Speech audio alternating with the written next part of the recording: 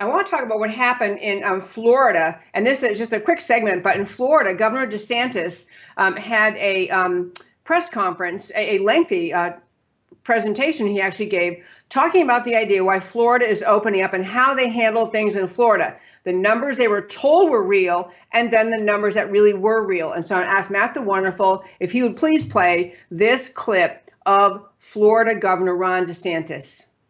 The only thing we have to fear is letting fear overwhelm our sense of purpose and determination. We need to focus on facts and not fear.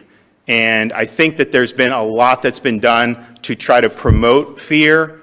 We were told over and over again, Florida was going to be just like New York when it came to the coronavirus. Well, let's look at the tail of the tape. How close were we to New York? Fatalities. Obviously a much different picture. You know, we have, this is equal population per 100,000, much less.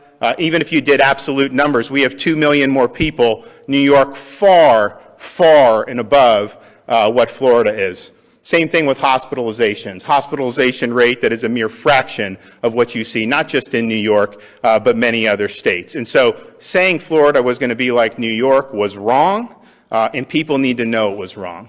Second, Florida will be like an Uber Italy. So not just like Italy, way worse than Italy is what they were trying to say. Well, let's see what ended up happening. Let's look at the tail of the tape. Okay, Italy, hospitalizations per 100,000 versus Florida. Yeah, I think Italy was a little worse than Florida there, and that's not even close. What about fatalities? How about fatalities? Again, per 100,000, apples to apples comparison, not even close. So no, Florida was not in Uber Italy at all.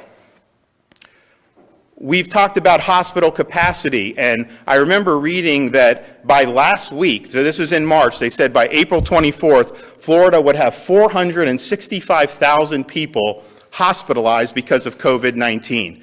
Well, that is something that's really scary, especially when you consider Florida only has 70,000 licensed hospital beds. So if you're predicting that, you're predicting the biggest break of the healthcare system probably in human history. So what ended up happening? So that's the 465,000, way up there for hospitalizations. You look down, 2,111 hospitalizations. So they were off by about 463,000 hospitalizations.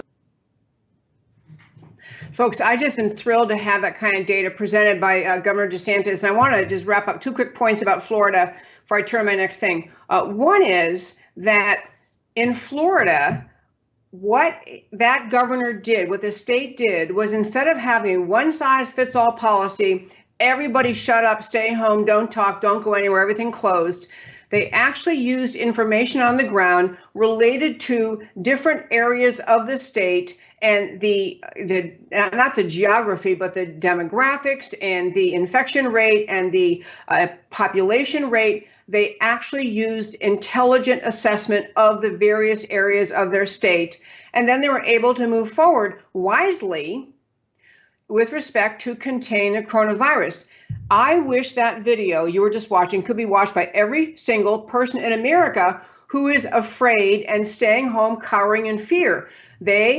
Many Americans, very afraid, have heard the big prognostications, the big numbers, the Uber Italy, Florida's going to be like Italy, and all the things you heard them talk about. And the fact is, none of that was even, it had no connection to reality, no connection.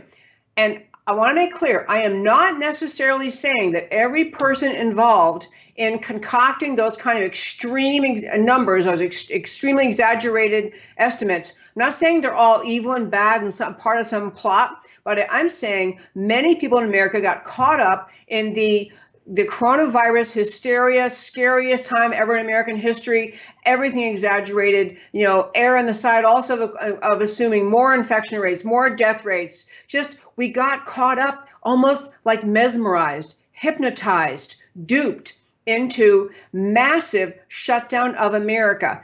And for some people in the American left, this is beneficial. What you saw Governor DeSantis talking about and what he did in his state was to act like a responsible governor, to look at the facts on the ground and deal with individual areas and jurisdictions. based on actual facts like demographics, age, density of population, infection rate. And this is the kind of thing we need to see more and more of instead of these blanket shutdowns, as we have here in the great state of Texas and other places as well. So I really want to praise Governor DeSantis. And the other quick point in this before I get off this story is, this is a really good example why we never, ever, ever in this country want to have socialized medicine. Many of the predictions, the data, the thinking is coming out of organizations at the national level, the National Institute of Health, even the World Health Organization, very involved in all the coronavirus policy. And you see the danger of letting a one-size-fits-all policy made by bureaucrats thousands of miles away be so utterly inaccurate as to be useless, and how much better it is to keep local control of the healthcare system and ultimately control the healthcare system by the doctors and hospitals and nurse practitioners, other professionals involved in the practice of medicine. So very, very much want to commend Governor DeSantis and encourage everyone to think this is the kind of responsible leadership you want out of in this very scary time.